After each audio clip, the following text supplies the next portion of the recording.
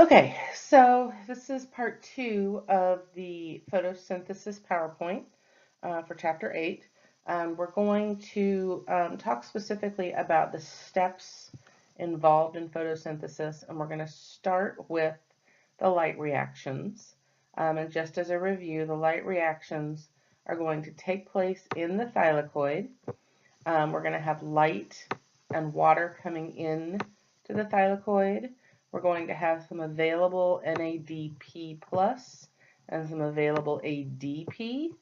And through these reactions, we're going to produce oxygen, and we're going to produce ATP, and we're going to produce NADPH. The oxygen is going to leave the plant and go out into the atmosphere. The ATP and the NADPH are both going to move away from the light reactions into the stroma to the Calvin cycle.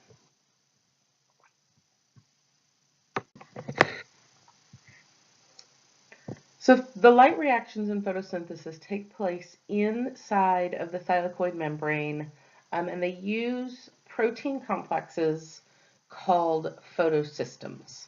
A photosystem is going to include a reaction center complex, which you see here in the gray, and a light harvesting complex, which is the purple component that you see surrounding it. And as you can see, this is embedded in the thylakoid membrane inside of the chloroplast.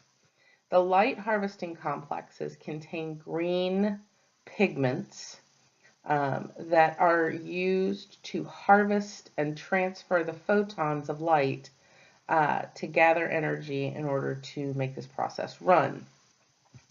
Inside of the reaction center complex, we have our primary reaction center, and that reaction center will accept, that primary electron acceptor will accept the electron from a special pair of chlorophyll A molecules that are also found inside of the reaction center. The transfer of that electron from that special pair of chlorophyll A molecules to the primary electron acceptor is the first step in the light reaction. Now, inside of the thylakoid membrane, we have two different types of photosystems. They're very similar in how they function, with a few minor differences. The most important thing to remember here is that the number of the photosystems reflects the order in which they were discovered, not the order in which they function.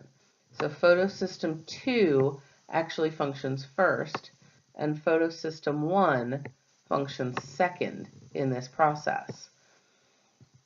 Both of these photosystems have that special pair of chlorophyll A molecules that we talked about, and each one functions at a different wavelength of light. Photosystem 2 functions best at 680 nanometers, which means that we refer to the reaction center for photosystem 2 as P680. Photosystem 1, on the other hand, is the best at absorbing 700 nanometer wavelengths of light, and so we refer to that reaction center as P700. These two molecules, these two reaction centers, are nearly identical. They only differ in the types of proteins that they actually associate with.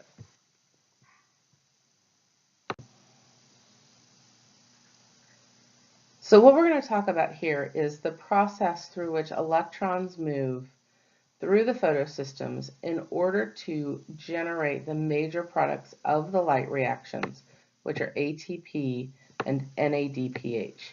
And we refer to this process as linear electron flow, and you should immediately start to associate linear electron flow with the light reactions of photosynthesis. Anytime you see that on the exam, your brain should immediately go to linear electron flow.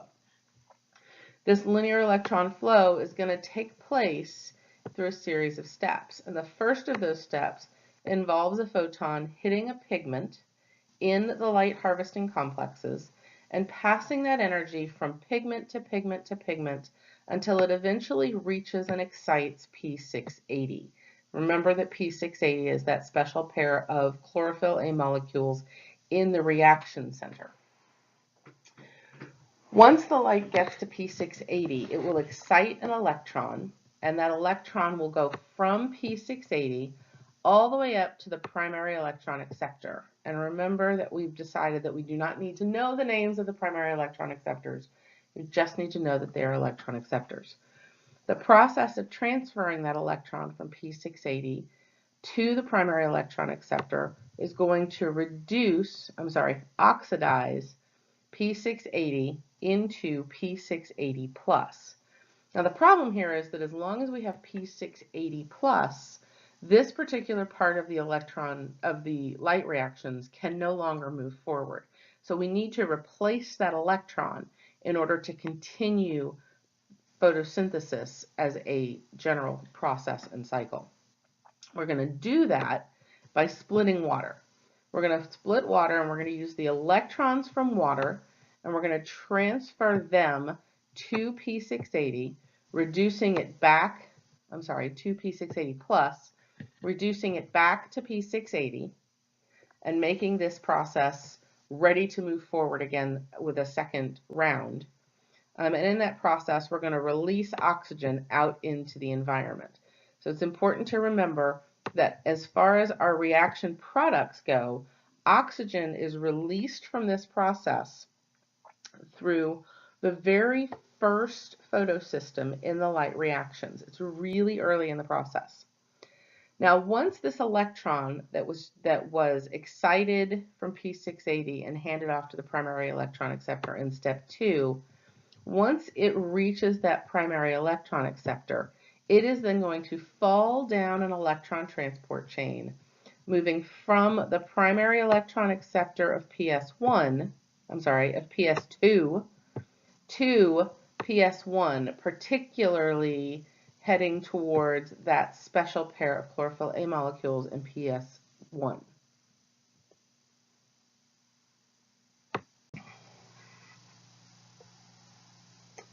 As an electron falls from PS2 to PS1, it's going to release a lot of energy.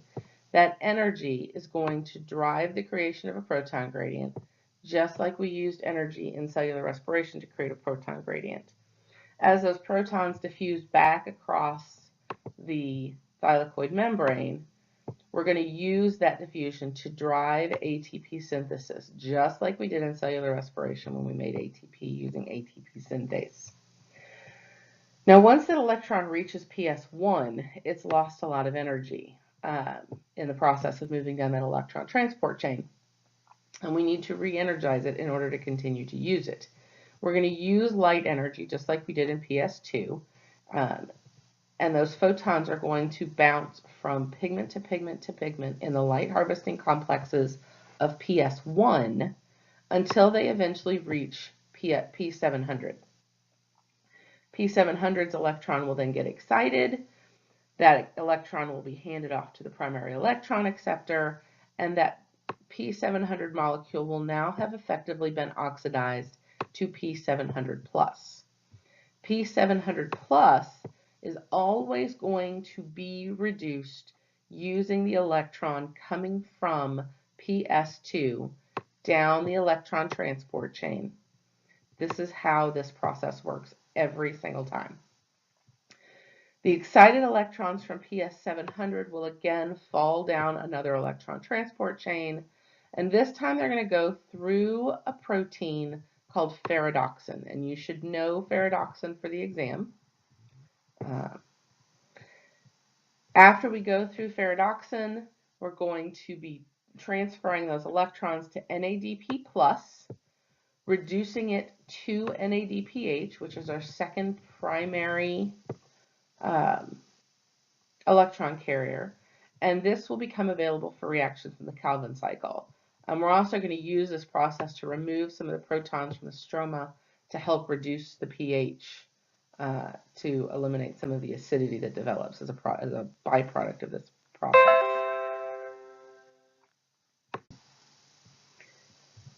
Okay, so what you've just seen is the process in the light reactions where we use light and water and NADP plus and ADP in the thylakoid to generate ATP and NADPH And we get, as a byproduct of that, oxygen. I promised you some figures earlier to help you sort of visualize how this works. And so we're going to walk through this step by step as we go through. So the first step in this process is light coming in and photons from light energizing and bouncing from pigment to pigment to pigment until eventually we get to our special pair of chlorophyll A molecules, P680. The electron from P680 is going to be energized and excited by all of those photons of light, and it is going to shoot up to our primary electron acceptor, starting the process in PS2.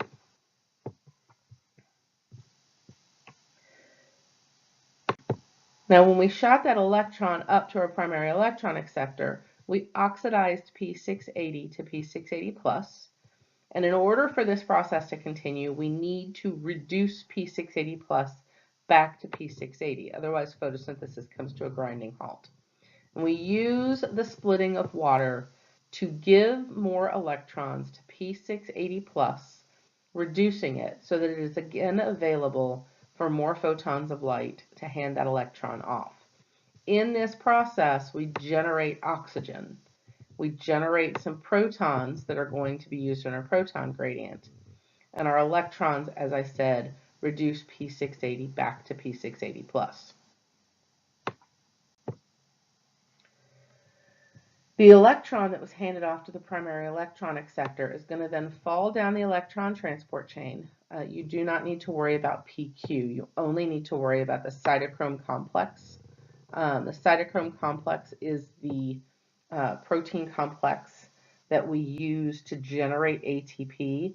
And if you remember correctly, we do that because the proton gradient that we generated in the thylakoid membrane actually diffuses back across the membrane through an ATP synthase molecule, generating ATP.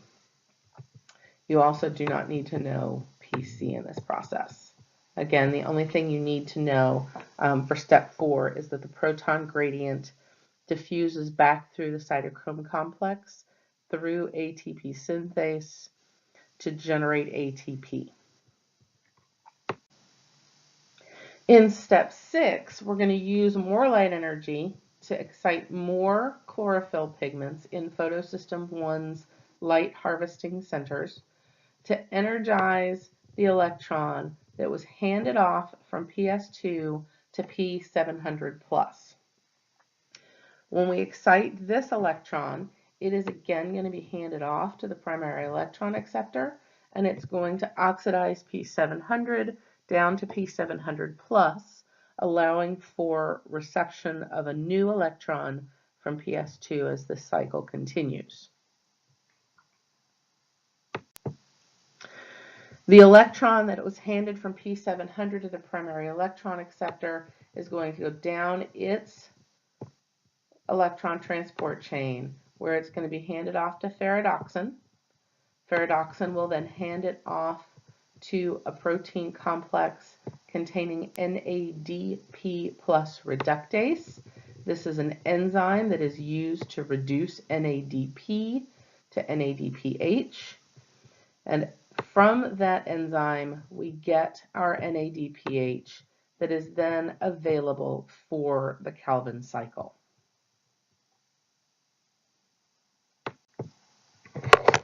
This is a cartoon drawing of the same concept where you see the photons of light coming in, exciting the electrons, sending them up to the primary electron acceptor.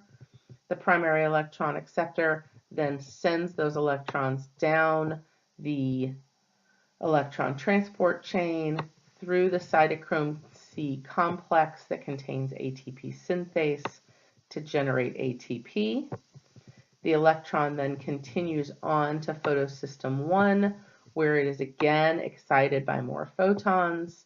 The electron is handed off to the electron acceptor, where it is then handed off to the NADP reductase enzyme to create NADPH.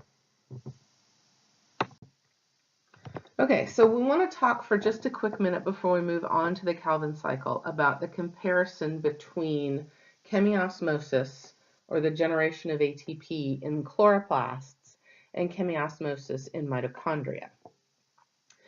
Both the chloroplasts and mitochondria generate ATP using chemiosmosis, but they use different sources of energy to do it. If you'll remember, the mitochondria transfer chemical energy from food to ATP via chemiosmosis, and the chloroplasts use light energy from the sun and transfer that into the chemical energy of ATP. We also need to talk about how the arrangement of the molecules and where chemiosmosis is located, how it differs between the chloroplasts and the mitochondria, and what the similarities are. So the similarities between the two include the fact that they both use energy generated by an electron transport chain to create a proton gradient across the membrane, and they both rely on the diffusion of those protons through ATP synthase to drive the synthesis of ATP. The differences between them include the fact that mitochondria pumps those protons into an intermembrane space to drive the ATP synthesis as they move back into the mitochondrial matrix, whereas in chloroplasts, those protons are pumped into the thylakoid space and drive ATP synthesis as they diffuse back into the stroma. You should know these similarities and these differences, both in terms of the energy sources used for chemiosmosis, the energy, how the energy is used in terms of creating the proton gradient, and the places to which those protons move. This is just a visual depiction of those similarities and differences. Everything on the left side of this diagram, it depicts what's happening in the mitochondrion. Everything on the right side of this depicts what's happening in the chloroplast. You'll notice that they are very similar in terms of their function, but they are also somewhat different in terms of the structures that are used to conduct these very similar systems.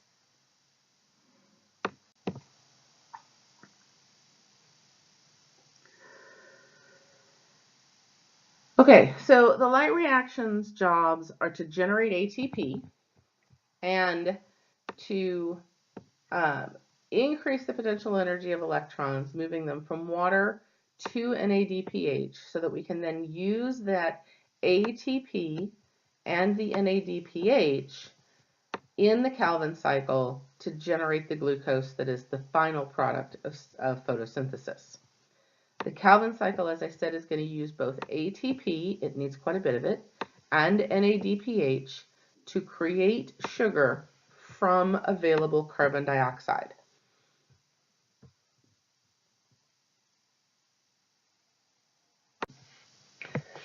So the Calvin cycle, just like the citric acid cycle, regenerates its starting material after the molecules enter and leave the cycle. So if you'll remember back to cellular respiration with the Krebs cycle, we had to have oxaloacetate at the beginning of that cycle in order for the cycle to continue moving. The Calvin cycle also requires a starting molecule, and we'll talk about what that is in just a minute. Unlike the citric acid cycle, the Calvin cycle is an anabolic process. The anabolic process, if you'll remember, builds sugar from smaller molecules. So we are synthesizing a molecule here. We're going to use ATP. We're going to use the reducing power from NADPH. And we're going to use carbon dioxide that's going to come into this cycle. And we're going to turn it into a sugar named glyceraldehyde 3-phosphate, which you are welcome to remember and refer to as G3P.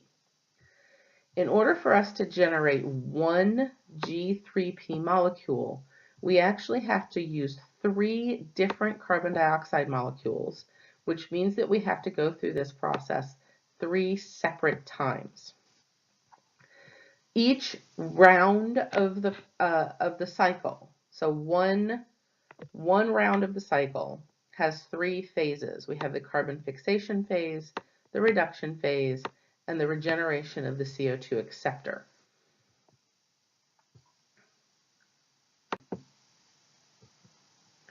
In the carbon fixation phase, which is phase 1, we're going to take carbon dioxide molecules and we're going to incorporate them into our carbon dioxide acceptor, which is ribulose bisphosphate,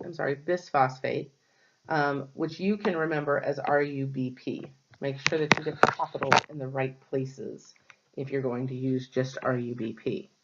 We're also going to use an enzyme in this process called Rubisco. The outcome from phase 1 is going to be a molecule called 3-phosphoglycerate. So down here in the diagram, you see our carbon dioxide acceptor, RUBP. We see our enzyme Rubisco. We have carbon dioxide entering. It indicates here that there are 3 carbon dioxide entering. And we have our 3-phosphoglycerate as our product. Now remember that we can only do 1 carbon dioxide molecule at a time. So what you're seeing here with these numbers, where you see that there are 6 molecules of the 3-phosphoglycerate, and you'll see the 6 here, that is the end product after the cycle has happened 3 separate times. Moving on to phase 2, or the reduction phase, we're going to both reduce or add electrons to and phosphorylate, create ATP from our 3-phosphoglycerate molecule. And in the process of doing that, we're going to create our G3P molecules. Now this is an energetically expensive process. It requires the input of 6 ATP molecules and 6 NADPH molecules to generate 6 molecules of G3P. The important thing to remember here is that only 1 G3P molecule exits the cell for use eventually as glucose or other organic compounds. So let's go back and review again. We've started with phase 1 with our RUBP, our Rubisco, and our 3 carbon dioxides entering the cell, 1 per cycle. And we're going to, from those 3 carbon dioxides, generate 6 3-phosphoglycerate molecules. We're going to bring in our ATP, and we're going to go through a process. You do not need to know this particular intermediate. We're going to bring in our NADPH, and at the end of the reduction phase, we will have generated 6 G3P molecules.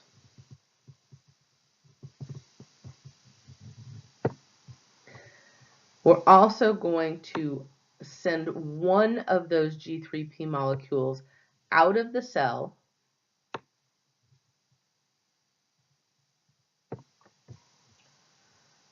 to be used to make glucose and other organic compounds, which means that we still have 5 G3P molecules available inside of the stroma. Phase 3, or the regeneration phase, is going to take those remaining 5 G3P molecules, and we're going to use them to regenerate our initial carbon dioxide receptor, RUBP. It's going to take an additional 3 ATP molecules to power this step. So in total, we've used 9 ATP molecules to generate 1 glucose molecule.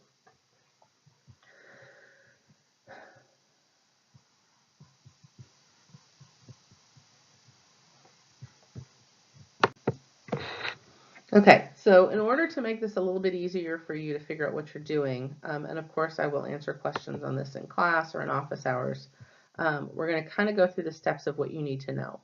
You need to know that 3 carbon dioxides enter 1 at a time per cycle.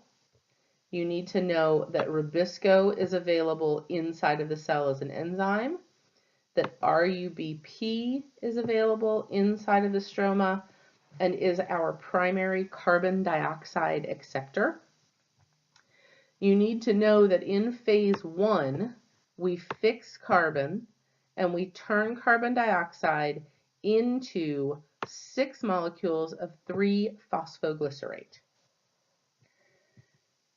Once we have 3-phosphoglycerate, you need to know that 6 ATP and 6 NADPH molecules are required for phase 2. You do not need to know 1,3-bisphosphoglycerate. All you need to know is that 3-phosphoglycerate is converted into 6 G3P molecules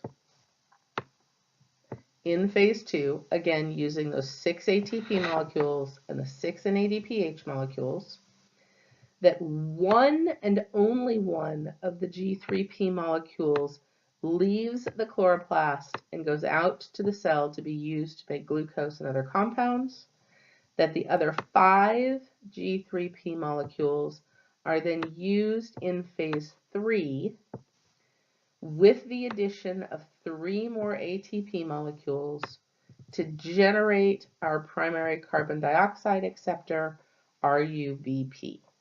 If you can label those things on this diagram and label this diagram as the Calvin cycle, you will be fine on the exam in terms of record. So now what we're going to talk about, since we've finished sort of the main steps of photosynthesis, is what plants do when they don't have the most ideal circumstances for photosynthesis. For instance, in times of really bad dehydration, or when they live in really hot or arid climates.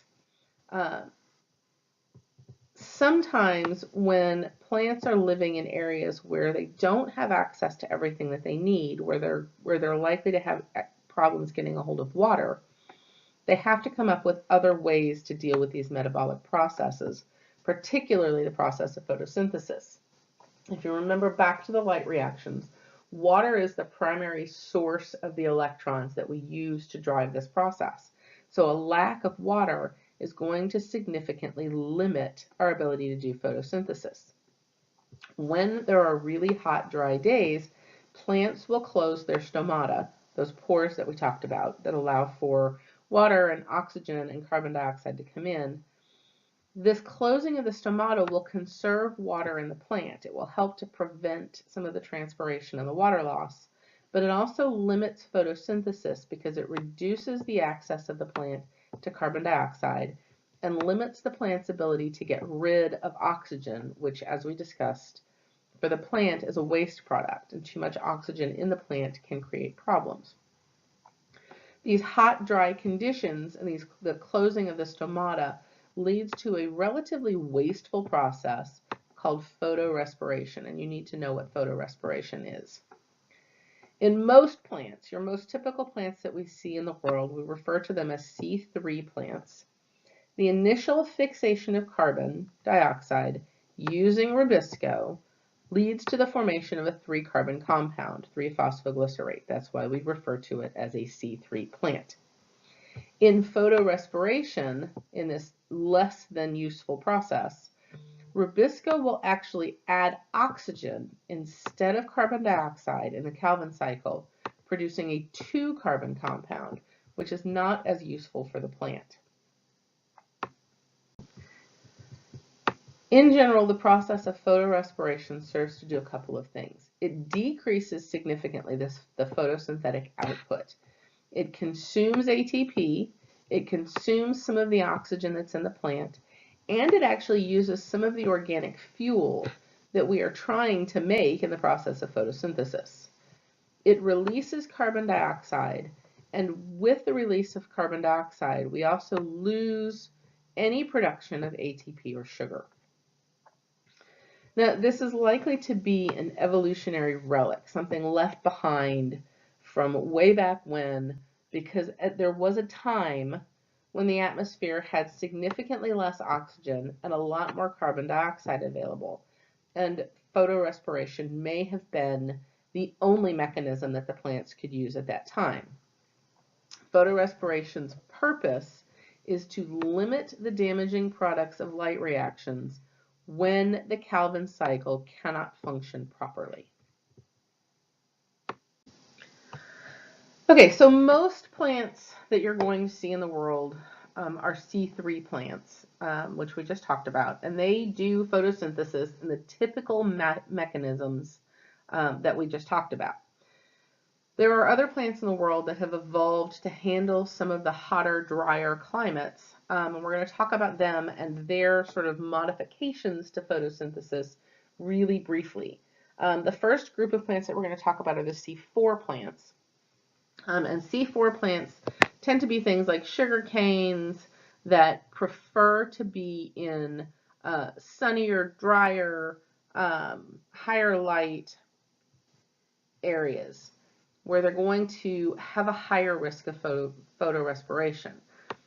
Because of that, they've developed an evolutionary mechanism to minimize the cost of that photorespiration. And they do that by taking their carbon dioxide and incorporating it into a separate 4-carbon compound. That compound is made because in the mesophyll cells, where all of this is taking place, there is an enzyme that has a really high affinity for carbon dioxide. It's really attracted to carbon dioxide. It is so attracted to carbon dioxide that even when the carbon dioxide levels are really low, it is still able to fix carbon. So in situations where C3 plants would move into photorespiration, the C4 plants are still able to do carbon fixation and make these 4-carbon compounds. They then take these 4-carbon compounds and they send them off to special cells in the plant called bundle sheath cells. And this is where the Calvin cycle takes place because those 4-carbon compounds then release that carbon dioxide in the bundle sheath cells to allow the Calvin cycle to take place. So instead of both of these processes taking place inside of the chloroplasts in one place in the plant, they actually take place in 2 separate locations and 2 separate cell types. The mesophyll cells are used to fix the carbon. The bundle sheath cells are used to do the Calvin cycle. We refer to this as a spatial separation of steps in our C4 plants. Another type of plant that uses a slightly different version of photosynthesis is called a CAM plant, and CAM stands for crassulacean acid metabolism. And this is a different metabolic process that is used to fix carbon. And this is something you'll see in a lot of plants that are really well suited for hot, super dry climates. Things like pineapples, cacti, and other succulents are CAM plants.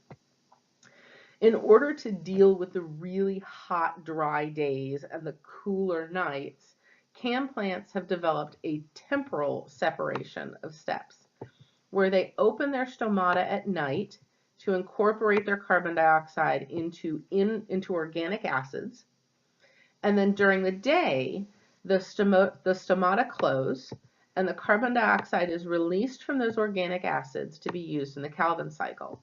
So the process still takes place all in one cell type, but it takes place at different times of the day, and therefore we refer to this as a temporal separation.